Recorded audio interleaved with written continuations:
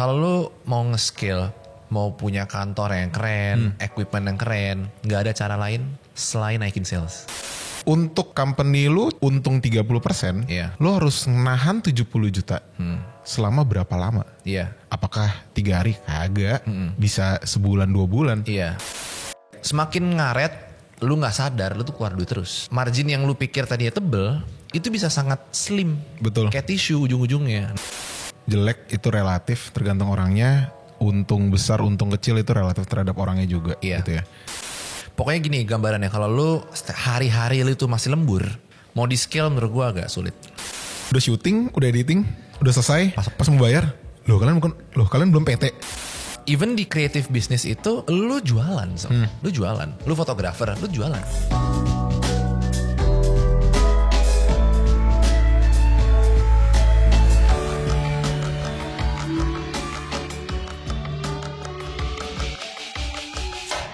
Selamat pagi, siang, malam teman-teman semua. Yes. Ini insights yang nomor berapa? 15 atau 16? 15 atau 16. Oke, jadi tanpa berbasa-basi seperti biasa, karena kita juga nggak bisa lama-lama balik lagi untuk syuting ini, makanya gue akan share fundamental untuk ngebangun creative business.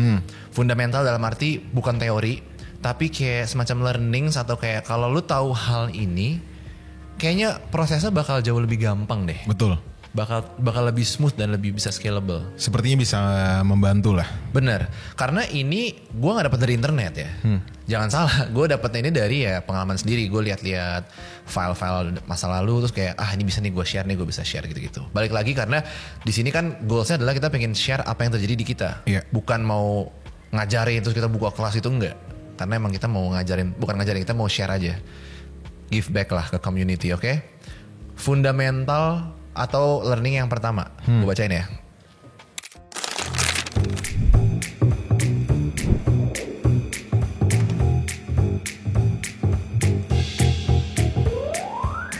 Omset banyak nggak berarti untung. Maksudnya apa sih sebenarnya? Orang mikir kayak pendapatannya banyak segala macam, tapi ujung-ujungnya take home-nya kecil kan? Betul. Nah itu kenapa bisa kayak gitu? Salah satunya adalah karena yang nggak fokus ke margin sebenarnya. Margin keuntungan itu. Ini nggak berlaku ke semua bisnis sih. Nggak semua bisnis, cuman kadang-kadang kan kalau freelancers lu mikirnya lu kerja dibayar berapapun lu pasti ya untung kan, karena kan lu jual service lu. Sebenarnya nggak juga loh. Karena lu ada biaya-biaya yang lu keluarkan juga kan. Betul. Gitu. Lu harus bisa nge-value berapa waktu lu per jam tuh, berapa value-nya harus bisa dihitung. Equipment yang dipakai segala macam tuh juga harus dihitung. Mungkin dari yang pertama dulu deh. Revenue atau omset bahasa Indonesianya itu nggak sama profit. Iya. Gue tahu ini basic banget, cuman ada yang nggak tahu. Iya. Daripada ada yang komen, saya nanya gitu kan ya, kita jelasin lah. Atau jelasin dikit ya, revenue, profit, bedanya gimana nih cara ngitungnya? Oke, basicnya aja ya sebenarnya. Basicnya. Revenue ya sebenarnya omset kotor aja sih. Omset kotor yang klien payment ke kalian. Profit dari omset itu dikurangin cost-cost yang harus dibayarkan. Iya. Dari revenue itulah profit. Jadi ya untung bersih lah. Revenue untung kotor. Iya. Betul. Tadi lu bahas tentang cost kan? Iya. Ini banyak banget turunannya. Pada orang mikir kayak oke, pendapatan dikurangin pengeluaran, selesai. Belum. Sampai situ aja. Karena cost itu juga ada macam-macam sifatnya. Ini kayak jadi kayak kelas prasmul ya. Tapi kita lakukan soalnya. Gue pengen share dong. Karena gak semua orang punya fundamental ini. Mayoritas masih udah punya, gue yakin. Cuman buat yang belum punya, kita punya cost yang sifatnya itu variable cost. Ada cost yang sifatnya tuh fixed cost. Dan itu juga ada yang sifatnya kayak direct to projectnya. Betul. Sama ada yang sifatnya tuh kayak overhead bulanan. Iya kan? Mungkin gue minta lo explain buat ini dulu deh. Fixed cost dulu deh. Fixed cost ya. Paling gampangnya kantor ini. Ya. Itu kita masih rent, kita belum punya, kita belum own juga gitu kan. Jadi itu salah satu fixnya. Gitu. Terus listrik tuh lumayan fix sih. Listrik fix lah. Karena udah tahu juga kira-kira abis itu di tanggal berapa dan lain-lain. Udah ada range tanggalnya lah, tergantung lagi banyak produksian atau enggak. Kayak gitu. Air, kita nggak bayar air ya? Bayar kita sih. Bayar air nggak sih? Bayar. Ya, kita kayak bor tanah ya. Nggak tahu sih gue. Tapi gue nggak pernah bayar pam. Itu apalagi ya fixed cost ya. Karena menurut gue sih payroll itu lumayan variabel. Iya, nggak turun. Fixnya mungkin ya 3 bulan 4 bulan ya gitu, karena bisa ada bisa ada nambah orang lah gitu-gitu, tapi ya itu fix juga gitu ya. Oke. Nah kalau yang variabel mungkin lebih kayak kita sering marketing cost, terus kayak kita sering bikin konten. Kayak gini nih misalkan. Ini kita keluar duit nggak dapat duit. Iya, betul. Ini variable cost. Ya kan? Iya. Keluar duit nggak dapat duit. Nah itu variable cost. Nah tapi ada sifatnya itu COGS atau cost of goods sold. Iya. Nah itu lu spesialis ya biasanya cost of goods sold. Jadi kayak kalau di produk itu adalah HPP atau cost structure. Iya. Nah di setiap production yang kita punya itu pasti punya HPP-nya, punya COGS-nya, COGS-nya. Nah itu ideally lu nge-charge berapa dari COGS lu sih? Oke. Ini beda-beda sih. Ini beda-beda sih sejujurnya. Balik lagi sebenarnya tergantung dari project value. Iya. Project value-nya itu berapa? Iya. Karena bagus, jelek itu relatif tergantung orangnya. Untung besar, untung kecil itu relatif terhadap orangnya juga. Iya. Gitu ya.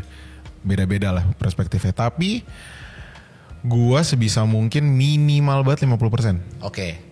Kenapa? Sebenarnya karena lebih ke reasonnya ini sih. Kita ada kok project yang dari Agustus. Ya kan? Amandemen ya terus. Iya. Kayak gitu. Lah terus kalau lu marginnya itu cuma 30%, kepangkas dong bos. Terkikis terus dong. Jadi kelihatannya aja lu untung 30%. Tapi kalau by timeline itu akan kekikis terus. Betul. Gitu. Tapi ada kita yang bisa, kadang ini sih, kadang-kadang kita ada yang substitute juga di project yang misalnya dengan nominal yang mirip. Ya. Misalnya ada project A sama project B. Ya. Sama-sama 100 juta. Ya. Projectnya 100 juta A, 100 juta B. Betul. Gitu. Yang si 100 juta A, cost kita bisa cuma 20%. Misalkan. Jadi margin kita 80%. Ya. Di B kita bisa lewat lah 50%, costnya 55%, hampir 60 gitu. Tapi di bulan yang hampir bersamaan lah waktu periodnya, gue nggak masalah dengan seperti itu gitu. Iya, karena itu suka nipu, sama-sama 100 juta nih misalkan contohnya, tapi kan sebenarnya bukan itu yang kita nilai. Iya. Tapi benar-benar berapa bersihnya? Karena gini juga, misalnya gini, 100 juta margin lu cuma 30%. Iya. Berarti lu profit itu di 30 juta. Iya. Gitu ya. Lu harus nalangin cost 70 juta. Dengan dia paymentnya, termin payment tuh ngaruh juga soalnya. Bangetan. Berpengaruh terhadap margin. Pasti maksudnya dong. Margin yang gue mau apa enggak gitu. Karena ada cost of finance kan. Sedangkan cost kita 70 juta, lu baru untuk company lu untung 30%. Iya. Lu harus nahan 70 juta. Selama berapa lama? Iya. Apakah 3 hari? Kagak. Bisa sebulan 2 bulan. Iya. Berpengaruh terhadap cash on hand lu. Betul. Gila kenapa jadi bahasa accounting banget ya, cash on hand lu untuk project-project lain atau enggak running the company. Betul. Itu nominalnya contoh aja. Contoh aja. Tapi benar karena gini, term of payment lama. Iya kan? Orang mikir nggak apa deh yang penting dibayar. Enggak. Ada istilah itu cost of finance, gue bisa bilang gitu. Jadi kayak 3 bulan itu berharga loh buat finance. Betul.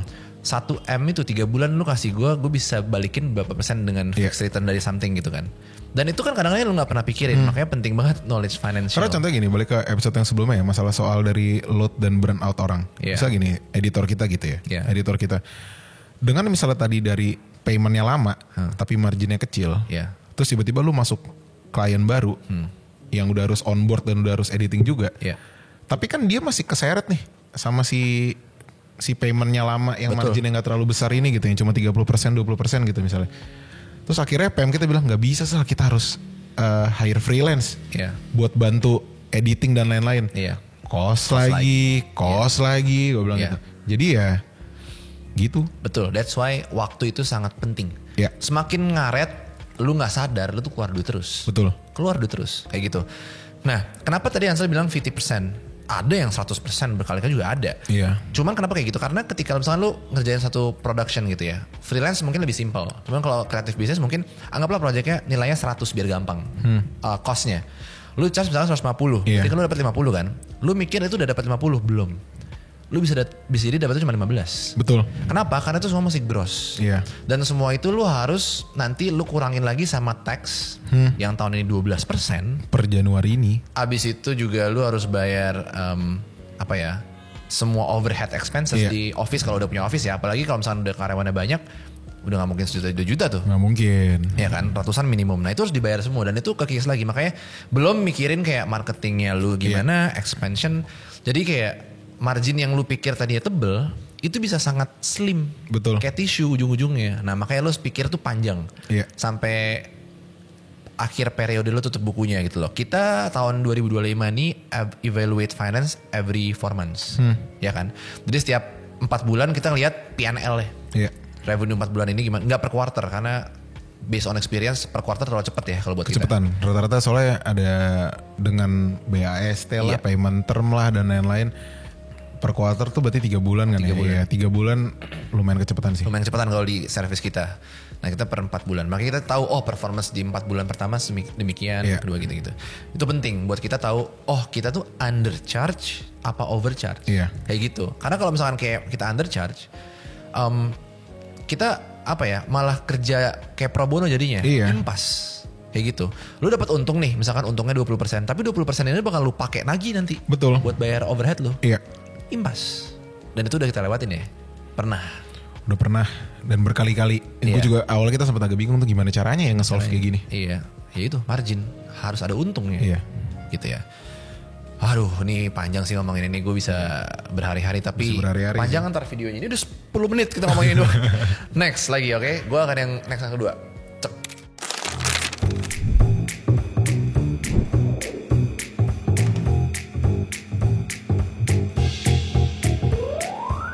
You cannot scale chaos. Nah, ini fundamental yang kedua, Sel. Dulu gue sama Sel tuh pengen nge-scale. Yang tadinya cuma berdua, sekarang misalkan ada puluhan, abis itu kayak office-nya dulu kayak cuma sepetak.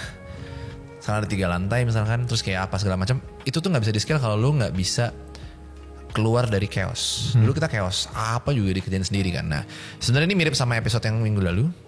Bahwa lu harus ngedokumen workflow. Sama bikin sistem sama bottleneck gitu kan. Sering kali kita mau nge-scale tapi masih ada bottleneck antara di orang atau di sistem gitu kan. Itu yang harus dibenerin dulu sih. Jadi harus standarisasi proses yang sifatnya repetitif. Apa ya contohnya ya? Proses yang repetitif ya? Kayak decking kali ya? Iya. Decking editing juga sih, post pro juga. Iya kan tuh repetitif kan? Repetitif kayak kita udah tahu harus ngapain gitu kan. Nah itu harus ada sistemnya. Sama keep track untuk setiap tes itu butuh berapa lama. Iya. Kayak kita decking tuh misalnya kita bikin pitch ya, itu harus di timeline berapa lama? Iya betul. Karena misalnya dari klien aja minta, adalah kalau klien yang baik ya bisa atau nggak emang deckingnya itu berat. Karena kan klien juga menyadari ya kalau deckingnya project mereka itu berat. Jadi ada yang kita dapat 14 hari. Yang tahun lalu pun tuh, masa Q4 tahun lalu kita ada yang sebulan lebih deckingnya. Yang salah satu brand audio itu 1 bulan lebih gitu. Gue sih sebisa mungkin nggak mepetin sih ke anak-anak. Kenapa? Karena terkadang mereka baru misalnya 14 hari gitu. Kita bilang misalkan pasti kan ada brainstorm lah, feedback bolak-balik lah dan lain-lain gitu di internal kitanya. Iya. Kita mepetin kayak udah tanggal 13 ya ini harus kelar kayak gitu. Karena di hari keempat aja udah ada pitch baru lagi. Betul. Iya. Jadi ya kalau memang loadnya lagi aman, gue bilang ya secepat mungkin sih. Asli. Karena at the end lu lebih tenang dan lu lebih siap. Lu siap lagi untuk yang baru. Iya. Ini cepat aja lah. Ini soalnya kita udah sering bahas banget sih tentang manajemen ini. Pokoknya gini gambarannya, kalau lu hari-hari lu itu masih lembur. Iya. Pagi itu masih numpuk semua, malam masih lembur, masih kayak gak jelas. Mau di scale menurut gue agak sulit. Lu gak akan bisa mikir kemana-mana. Lu gak bisa mikir di luar dari apa lemburan lu itu sih. Iya. Jadi kalau masih kayak gitu mendingan beresin dulu tuh gimana caranya sistemize itu yang kecil supaya bisa ngerjain yang gede. Itu yang nomor 2. Nomor 3 adalah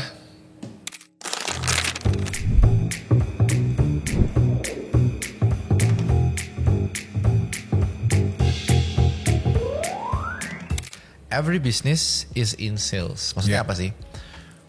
Ini tuh gue tuh lumayan suka nge-pitch sebenarnya. Mungkin gara-gara suka nonton The Wolf of Wall Street kali ya. Jadi kayak keren banget kayaknya gitu kan. Sih. Nonton deh video dari sini, ntar gue kasih dia nih video ini keren banget nih sales pitch dia.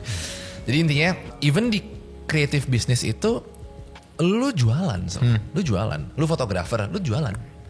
Lu videografer, lu jualan. Editor, apalagi lu jualan portfolio lu kan. Jadi ability buat lu nge-present pitch lu itu kadang-kadang lebih penting. Betul. Daripada beneran lu bisa motret ya. Iya. Karena yang bisa ngedealin itu adalah kayak ability buat nge-pitch-nya kan. Kayak gitu. Lu ada ini gak kayak semacam learning setelah dari lu gimana caranya lu bisa ngejual service lu ke klien? Sebenarnya apa ya? Kalau dari misalnya kayak klien baru lah ya. Baru ya. Baru dan ini cold client juga, bukan dari reference gitu. Kalau meetingnya offline, menurut gue tipsnya adalah yang pertama, lu datang, lu harus terlihat kredibel sih. Maksudnya terlihat kredibel dalam arti kita nggak pernah kan, hampir nggak pernah sih meeting cuma sendiri. Nggak. Yang cuma kayak one man show gitu. Iya. Kalau gue dulu banget pernah sih, Sel, ingat gak? Dulu banget gue pernah. Dulu banget, tapi paling itu karena tim kita baru berempat. Iya, gitu. iya. Masih kayak gitu. Tapi maksudnya kalau setelah itu pun gitu ya, kita udah di atas 5 orangan gitu. Kalau nggak kita berdua doang, atau enggak kalau salah satu dari kita nggak bisa, pasti kita ngajak salah satu tim aja kan. Iya. Walaupun kadang-kadang itu bukan job desk dia ya. Iya, mirror aja. Iya. Zaman dulu tuh gitu, maksudnya kayak dia bukan job desk dia, tapi kayak lu ikut dah. Iya. Buat lu tau projectnya dan gue nggak sendiri gitu. Asli bos. Karena kayak apa ya? Dari zaman dulu sih gue nggak brandinginnya seperti itu. Kenapa? Karena ya karena kita pasti itu udah goalnya untuk jadi company dan mau scale up, ya nggak mau dilihat one man show atau freelance. Betul. Gitu. Ya walaupun orangnya kayak ngangong doang ya, tapi sebenarnya package lu. Iya dulu gue ingat banget ada graphic design, gue bilang ikut gue meeting Kalam Sutra, lu bawa notes, lu catet aja jadi notulen gue. Gue bilang gitu. Ya udah. Yang penting so asik kita depan kliennya kan. Nah sama ini kalau dari gue, ini kayak gue mau ada episode spesifik tentang ini karena panjang banget kayaknya untuk ngebahas pitch. Tapi understand your client's problem.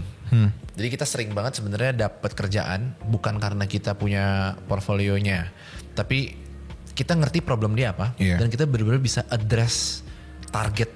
Kalau main dart terus lu perfect ke tengah gitu loh. Jadi dia tuh kayak gila, gue kalau mau orang lain gak dapet nih kayak gini nih. Karena beberapa kali pun misalnya dari pas mereka ngobrol sama kita lah ya, hitungannya udah mulai konsultasi sih sebenarnya gitu ya. Dari awalnya dia mau bikin video, akhirnya kita bisa bilang nggak usah, lo nggak usah bikin video. Iya. Lo mending bikin A B C D aja deh. Gue bilang gitu, sayang budget lu, karena itu nggak akan works. Betul. Tapi balik lagi, dia mau percaya apa enggak. Betul, gitu. betul. Tapi ya saran dari kita seperti itu. Jadi nggak terlalu mentah-mentah, ya udah lu mau A, ya udah gue akan buat A. Iya, gitu. Iya. Gue bisa bilang nih, gue confidently bilang, kalau lu mau nge-scale, mau punya kantor yang keren, equipment yang keren, nggak ada cara lain selain naikin sales. Iya. Gak ada cara lain. Mungkin ini kali ya, mungkin ada salah satu reasonnya itu kita lumayan bisa. Kenapa? Karena kan memang background gue dan Augie dari educationnya dari bisnis ya. Tapi sebenarnya menurut gue dari jam terbang lu, kalau misalnya lu bukan dari business economics lah atau apa educationnya gitu ya, banyak bisa belajar kok sebenarnya. Iya. Karena gue pun sekarang pun di jalan macet, gue lebih nonton podcast. Iya. Kok kayak gini ya? Iya. Oh ini juga yang dengerin ada yang dari MRT, gue seneng banget. Iya. Gue juga sering naik MRT loh, kadang-kadang bisa ketemu berarti kita. Iya. Oke. Iya, gue bener sih kayak gitu. Gue tuh gini deh, sales itu kan oksigennya CDA kan. Gak mungkin soalnya kita bisa ngelakuin ABC atau agency yang lebih besar jauh bisa ngelakuin apapun itu kalau nggak ada salesnya. Gue kemarin lihat di Instagram, gue sampai share ke Pupu. Gue share nanti ke Dias ya buat jadi B-rolls. Deloitte, tau kan lo perusahaan Deloitte kemarin kayak ada selamat liburan di stadium gitu buat ngasih ke employee-nya. Gue kayak kapan gue kayak gini coy? Betul. Gede banget. Itu nggak mungkin bisa lo lakukan kalau lo nggak punya cukup banyak profit lah. Iyalah. Nggak mungkin. Udah pasti, exactly. Kalau masa lo pakai pinjol buat bikin ini nggak mungkin kan? Nggak mungkin. Dan itu pun juga hanya berapa persen doang. Bener. Adik gue kerja di Kantar FYI. Terus gue nanya, gue gak tau sih boleh share apa enggak. Size-nya berapa sih basketnya gini? Kurang lebih segini mas, segini. Wah gila gede juga ya, profitable banget. Ya that's why mereka bisa semua ke Lombok. Iya. Satu kantor lo bayangin aja. Betul. Jadi ya sales tuh oksigen. Lo gak bisa deny itu. Tawa. Freak tahu. Fokus enggak? Oke. Dah itu ya. Itu kalau mau dibahas lebih lanjut gue mau sih bahas itu. Iya, komen lah. Nah, ini yang ke berapa ya? 1 2 3 4. Ceket.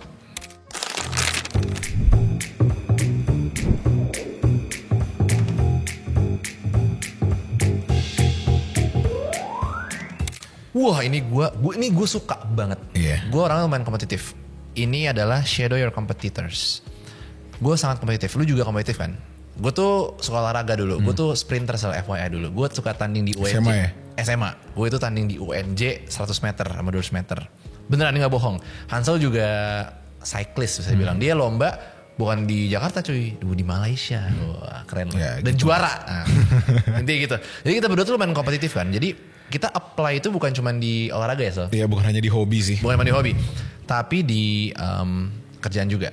Kayak gitu. Nah, maksudnya apa sih shadow your competitors? Kalau gue malah bukan shadow your competitors, tapi bikin your competitors tuh nge-shadow lu. Karena gue gak apa-apa lo untuk ditiru. Iya, gak masalah. Lo tau gak sih ada akun Instagram yang bener-bener sama percis kayak Instagramnya CDA kan. Dan gue gak apa-apa, gue gak marah. Karena berarti kayak anjir udah ditiru lo punya. Itu lucu banget sih. Iya. Ya, lo bilang, karena ada pas itu ya, gue beberapa tahun lalu, bio-nya dia itu exactly persis sama bio kita. Wah bener-bener kopas pas. Cuman akhirnya, zaman itu akhirnya gue inget banget, gue DM. Halo. Gue bilang gini, halo selamat pagi mas, gue bilang gitu, bio kita sama ya, hahaha, gue bilang kayak gitu. Cuman abis itu dia kayak, jawaban dia pas itu kayak, iya mas terinspirasi bla bla bla, aku ganti dikit ya, nggak apa-apa monggo. Nggak apa-apa.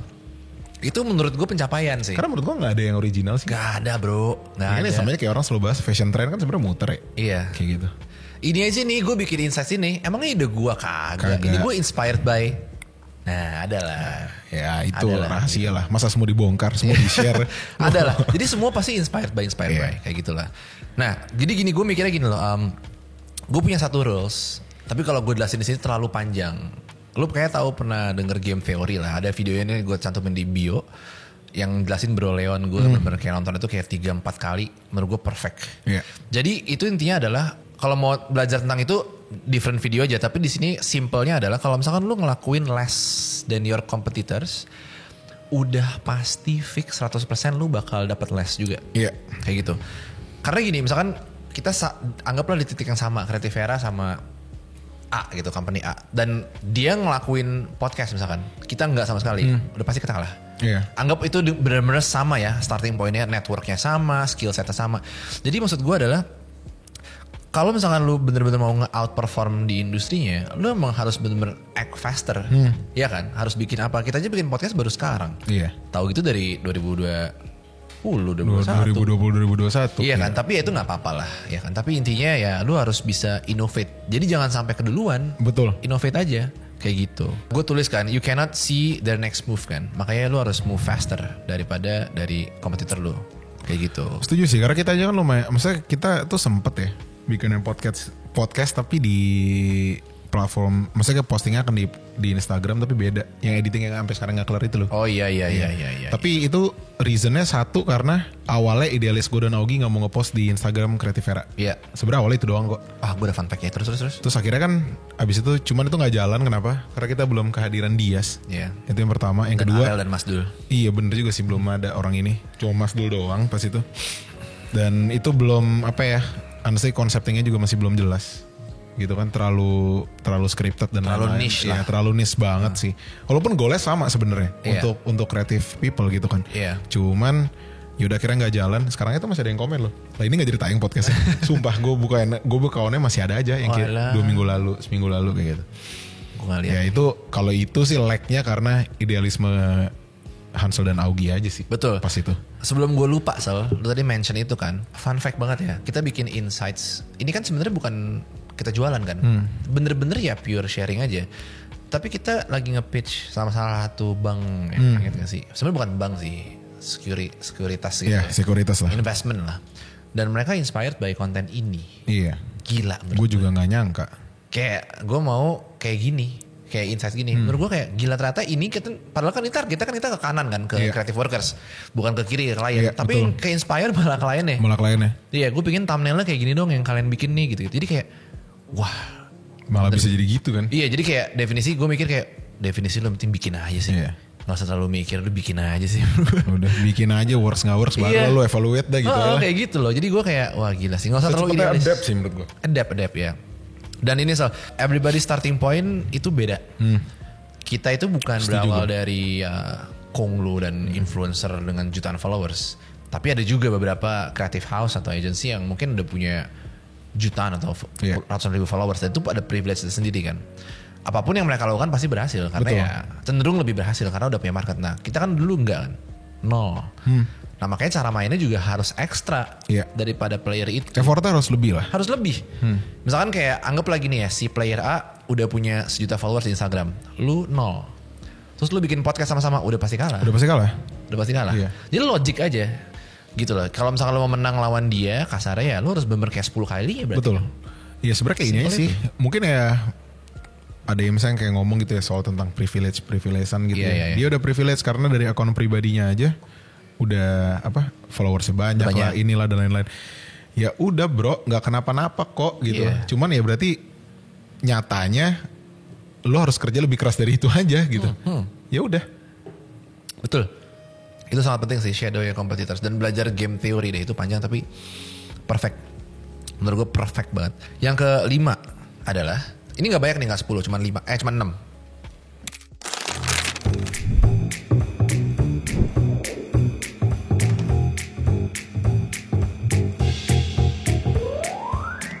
Hard skill solve the work, but soft skill makes the deal. Maksudnya apa sih, gini loh. Ini tuh dilema banyak creative workers sih gue rasa. Kita sering kan ikut kelas ya. Gue pernah ikut kelas dulu, digital marketing. Ikut kelas ads kan lu? Iya, 12 juta gue bayar. Bener-bener kayak buat ikut ads gitu kan. Kepake gak? Ya, pakai lah. 10% lah kepake. Tapi itu adalah effort gue untuk naikin hard skill. Bener-bener yang skill yang bener to the point deh. Ini service gue gitu. Cuman semakin kesini gue ngerasa soft skill gue itu malah lebih kepake buat dapetin deal. Ngerti gak? Jadi kayak emang ada orang-orang yang jago banget hard skillnya. Misalkan hard skill tuh kayak let's say videographer. Lu mau pakai kamera apapun dia bisa. Pasti bagus. Tapi soft skillnya kurang, misalkan dia gak punya EQ, terus kayak datang telat. Ada aja kayak gitu. Nah lu harus ngebalance sih menurut gue. Untuk kalau lu mau improve bisnisnya, ini kan kita ngomongin fundamental kan. Lu mau nge-improve company lu atau kayak skill lu dan client base lu, ya soft skillnya yang harus ditingkatkan. Setuju gue. Walaupun itu ya kayak tadi gue bilang sih, untuk dari hard skill dan soft skill sebenarnya menurut gue balik lagi ke job desk. Betul. Ya, jadi akan beda-beda ya. Tapi mungkin di gue dan Augie sih sekarang memang lebih kepake di soft skill. Soft skill banget. Karena sekarangnya gue udah gak punya kamera pribadi. Iya. Kamera gue udah gue sumbangin. Udah bocil-bocil, udah kayak sewaan tuh. Iya. Gitu sih, soft skill tuh penting banget gitu loh. Gue kasih satu example soft skill yang berhasil. Apa tuh? Biar gue gak asal bunyi gitu ya. Project kita kan kerjain sama mungkin kayak Real Food ya. Gue sebutnya gak apa, karena udah kerjain juga kan. Kita udah syuting. Itu tuh kompleks videonya. Nah maksudnya gue sebagai, kalau di project ini gue direkturnya kan kebetulan. Dan tim, gue bilang intinya kayak gue mau bikin banget konsep tuh kayak gini, ribet intinya, kayak kalau gue jelasin lu pakai bahasa teknis dia nggak akan ngerti. Sehingga gue kayak kita harus bikin nih kayak ngejelasin hal yang kompleks banget tapi bikin dia tuh ngerti. Dan itu gue bikin pakai 3D supaya dia bisa nangkap dengan mudah. Karena kalau nggak bisa miskom gitu. Kalau bisa miskom. Kita charge kan lumayan mahal juga buat ini segala macam. Kalau misalkan gue nggak bisa ngedeliver value-nya, dia akan kayak apaan nih gila gitu kan. Tapi gue bener-bener kayak gue gak mau miss the shot. Makanya gue bikinin kayak 3D render ya. Percis bakal kayak gini ntar. Dan dia juga lebih appreciate. Ingat gak responnya? Nah kayak gini kebayang nih aku nih jadi gini. Padahal dari minggu lalu gue udah jelasin kayak gini, gila. Betul. Kadang-kadang ya misalnya kita kok susah pakai reference. Karena ada referensinya kebagusan. Ekspektasinya bisa jadi ketinggian. Betul. Gitu kan. Pas yang lu bikin 3D rendering itu exactly bagus banget sih menurut gue. Iya, solve the problem banget kan. Jadi menurut gue itu kan bukan hard skill kan. Menurut gue tuh soft skill, apa kayak kemampuan lo untuk ngebaca, kayaknya bapak ini gak ngerti deh. Lu bisa pakai bahasa dia gitu loh. Walaupun gue kayak ya gue pelajarin tuh gimana cara bikin blog-blog itu seharian gue cuma ngotak-ngatik, tapi seenggaknya we got the deal. Intinya itulah. Itu ya extra effort, tapi apa ya, dari sisi klien mungkin akan jauh lebih share ya. Betul.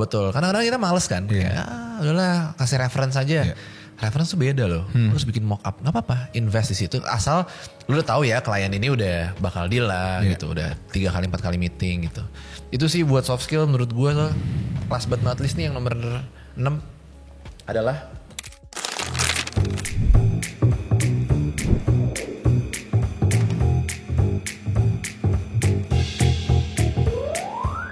sign up for legal documents. Kita tuh dulu pernah ngerjain ini, FYI ya, ini true story.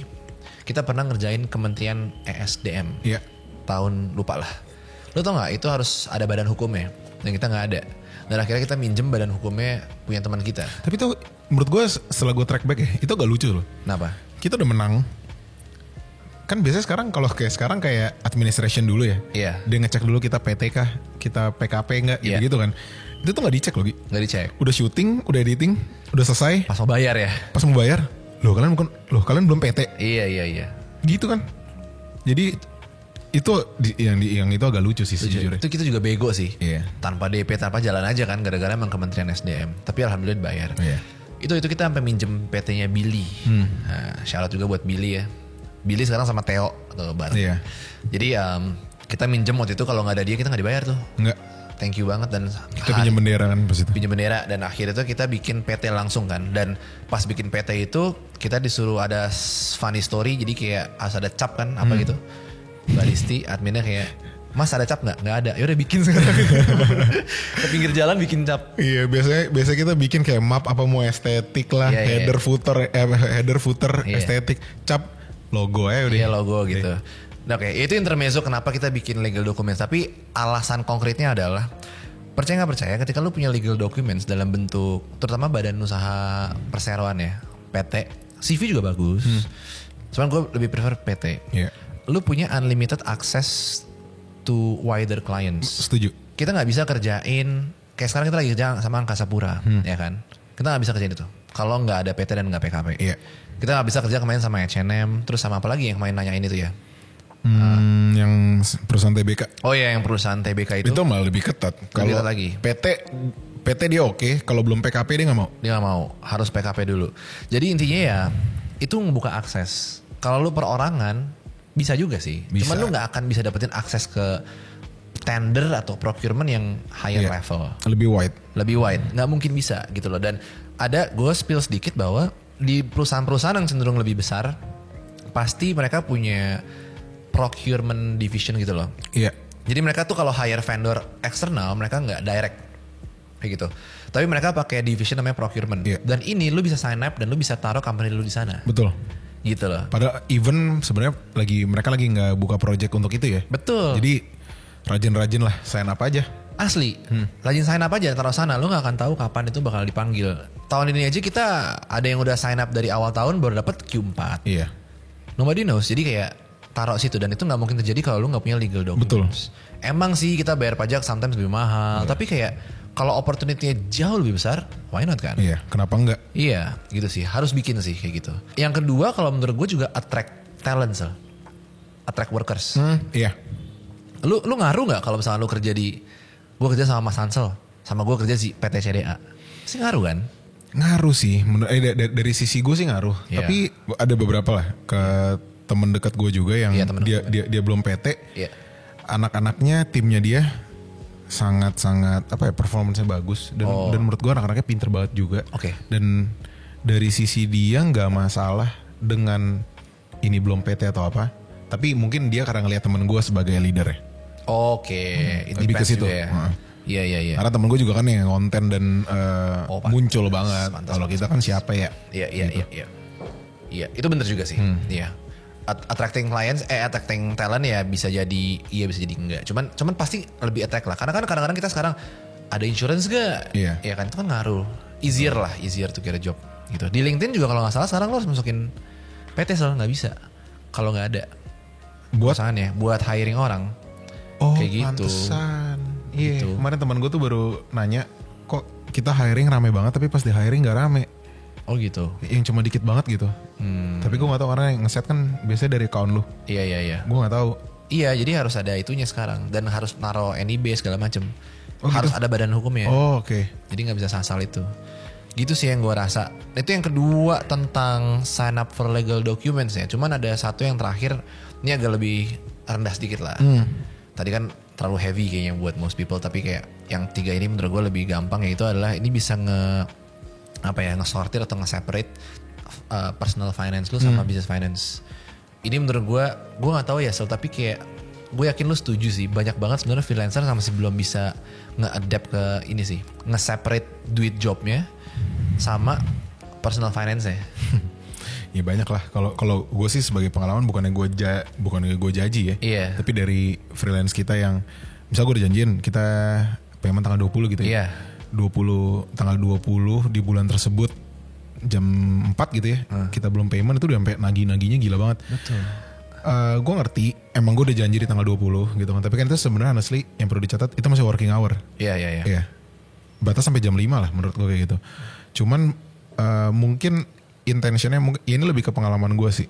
Intentionnya mungkin karena dia udah keburu gali lubang tutup lubang, tapi mungkin bukan terhadap utang ya. Iya. Tapi ya udah di image dia kayak oke, tanggal 20 gue bakal cair 5 juta. Iya. Gitu kan.